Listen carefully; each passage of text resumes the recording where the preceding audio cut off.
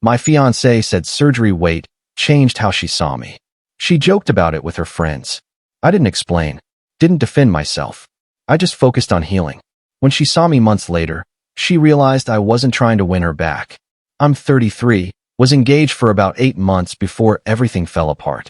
My fiancé and I had been together for 4 years total. We met through work, got along great, moved in together after a year and a half.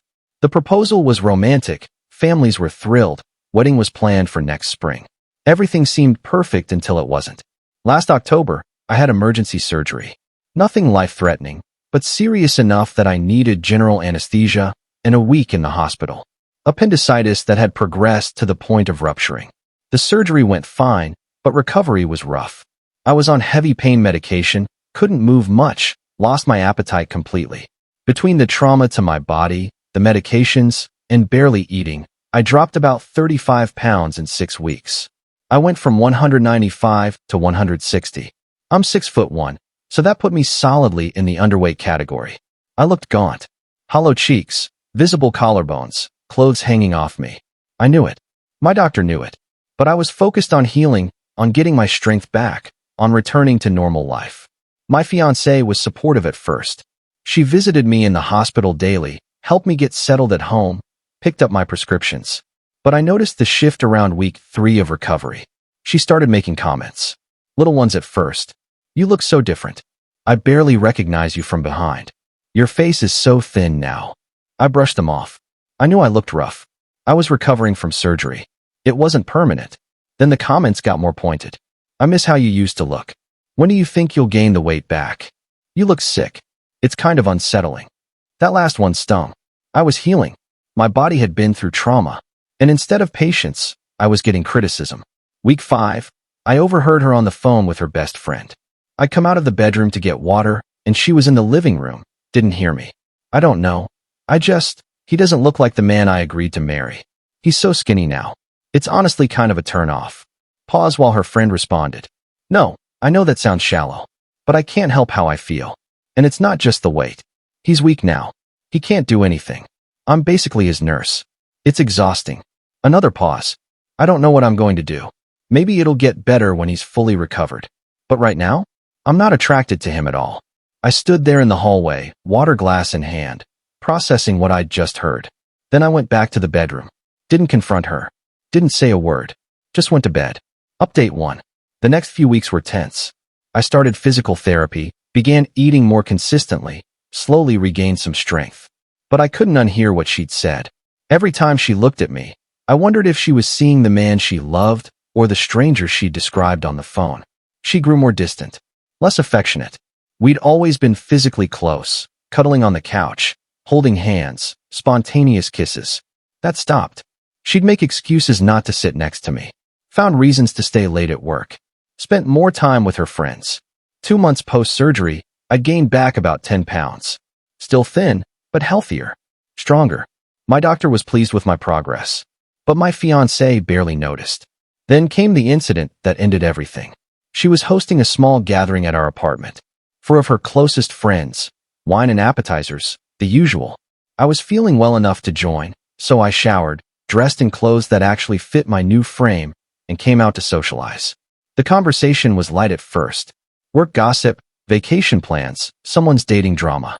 Then one of her friends, the same one she'd been on the phone with, looked at me and said, "You're looking better. Still pretty thin though." Yeah, I'm working on it. Recovery takes time. My fiancé laughed. Not a kind laugh. A nervous, uncomfortable laugh. He's like a different person. I keep waiting for my real fiancé to come back. Her friends laughed too. Awkward, forced laughter. Another friend chimed in. At least you'll save money on the tux fitting. Won't need any alterations. More laughter. I smiled. Didn't say anything. Just excused myself to the bedroom. I could hear them from the other room. Muffled voices, more laughter, then a silence that felt heavy. One of her friends said something I couldn't make out. My fiancé responded. What?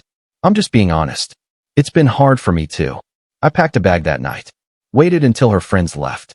Then I walked into the living room where she was cleaning up. I'm going to stay with my brother for a while. She looked up, surprised. What? What? Because I need space. And I think you need it too. What are you talking about? The comments. The jokes. The way you look at me now. I heard you on the phone weeks ago. I heard what you said tonight. I'm not stupid. Her face went red. I didn't mean. Yes, you did. And that's fine. You're allowed to feel however you feel.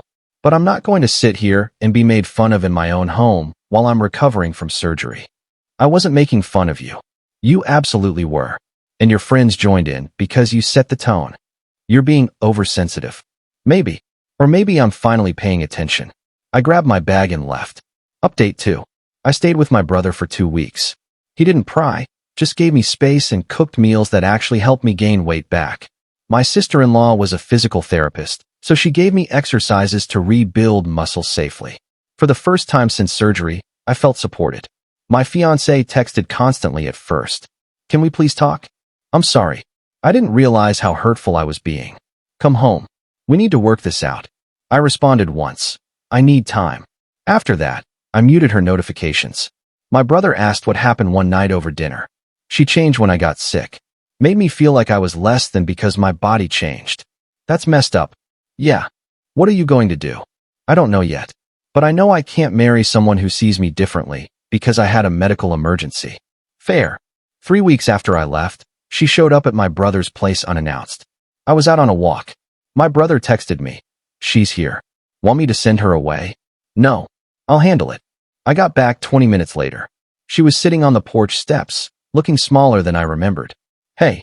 Hey, I said. Can we talk? Sure. We walked to a nearby park. Sat on a bench. She started crying before either of us spoke. I'm so sorry. I was awful to you. I don't know what's wrong with me. Nothing's wrong with you. You just showed me who you are when things get hard. That's not who I am. It is. Maybe not all the time.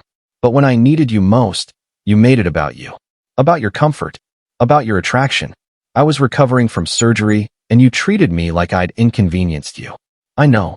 I was selfish. I'm ashamed of myself. You should be. She looked at me. Can we fix this? Can we get past it? I don't think so. Please. I love you. I want to marry you. You want to marry the version of me that existed before surgery. I don't know if that guy is coming back entirely. My body might never look exactly the same. And if that changes how you feel about me, then we're not compatible. It doesn't. It does. You literally said you weren't attracted to me anymore. I was scared and stressed. I said things I didn't mean. You meant them. You might regret them now, but you meant them then. And that's the problem. She reached for my hand. I pulled away. So that's it. We're done. Yeah, I think we are. What about the wedding? What about our life together? You ended that when you made me feel worthless for surviving. She broke down completely. I sat there, feeling nothing. Just tired. After she composed herself, she asked, "Is there anything I can do?" Move out of the apartment. I'll cover this month's rent while you find a place. After that, we're done. Can I at least explain to people what happened? I don't want them thinking. Tell them whatever you want. I don't care. She left. I sat on that bench for another hour, watching the sky turn dark. Update 3. She moved out within 2 weeks. Took her stuff, left the furniture we'd bought together, didn't ask for anything. I moved back into the apartment. It felt empty, but also clean. Like I could finally breathe. My weight continued to stabilize. I wasn't back to 195, but I hit 175 and stayed there. My doctor said I looked healthy. I felt healthy, strong, better than I had in months. I threw myself into physical therapy, into work, into hobbies I'd neglected. Started rock climbing. Took a photography class. Reconnected with old friends. I wasn't trying to prove anything to anyone. I was just living. About 3 months after the breakup, mutual friends started reaching out. Most were supportive. A few tried to play devil's advocate. She's really struggling with the guilt. She knows she messed up. Maybe you could give her another chance? I shut those conversations down quickly. I'm not interested in rehashing it. I've moved on. And I had. Not because I was angry. The anger had faded weeks ago. I just moved on because staying was no longer an option in my mind. Update 4. 4 months post-breakup, I ran into her at a mutual friend's birthday party. I debated not going, but I wasn't going to let her control my social life. She was there with her friends. The same ones who'd laughed at the jokes about my weight. They went quiet when I walked in. I looked different. I'd gained muscle from climbing, had some color back in my face, looked healthy and present. The gaunt, hollow version of me was gone. She stared. I nodded politely and moved to the other side of the room. Throughout the night, I felt her watching me. I talked to friends, laughed, enjoyed myself. At one point, someone asked about my recovery, and I gave them the short version. Surgery was rough, but I'm doing great now. No mention of her. No bitterness. Just facts. Near the end of the party, she approached me while I was alone getting a drink. You look amazing. Thanks. I mean it. You look healthy. Strong. Like yourself again. I feel good. Awkward pause. I've been wanting to reach out, she said. To apologize properly. To see if maybe we could talk. There's nothing to talk about. I made a huge mistake. I see that now. And I've been working on myself. Therapy, self-reflection, all of it. I want to be better. That's great. Genuinely. I hope you are better. Does that mean, could we maybe try again? I looked at her. Really looked at her. She seemed sincere. Vulnerable. But I felt nothing. No anger. No longing. No curiosity. Just neutral. No. Why not? Because I don't want to. I'm not trying to punish you. I'm not trying to make you prove yourself. I just don't want to be with you anymore. But you look so good now. You're back to yourself. We could start over. I am back to myself. And that self doesn't include you. Her face fell. That's really it. That's really it. She nodded, tears forming. I really am sorry. For everything. I know. And I've forgiven you. But forgiveness doesn't mean reconciliation. She walked away. I finished getting my drink and rejoined the party. Update 5. It's been 8 months since the surgery. 10 months since the breakup. I'm doing better than I have in years. I gained back all the weight I lost, and then some, but in a healthier way. Muscle instead of just mass. I'm climbing regularly, hiking on weekends, generally just taking care of myself. I started seeing someone new about a month ago. Nothing serious yet, but it's easy. She knows about the surgery, the weight loss, the ex. She's supportive without being overbearing. Doesn't make my health or my body a focal point. Just treats me like a person. I heard through friends that my ex is dating someone new too. Good for her. I genuinely hope she's happy and that she's learned from what happened between us. Her best friend, the one she was on the phone with that night, reached out to me a few weeks ago with an apology. She said she'd felt terrible about laughing at those jokes and wanted to clear her conscience. I appreciated it, told her I held no grudge, and wished her well. The engagement ring is still in my dresser drawer. I should probably sell it, but I haven't gotten around to it yet. It's not a painful reminder anymore. Just a thing. A symbol of a chapter that's closed. Looking back, the cruelest part wasn't that she fell out of attraction. People can't control that.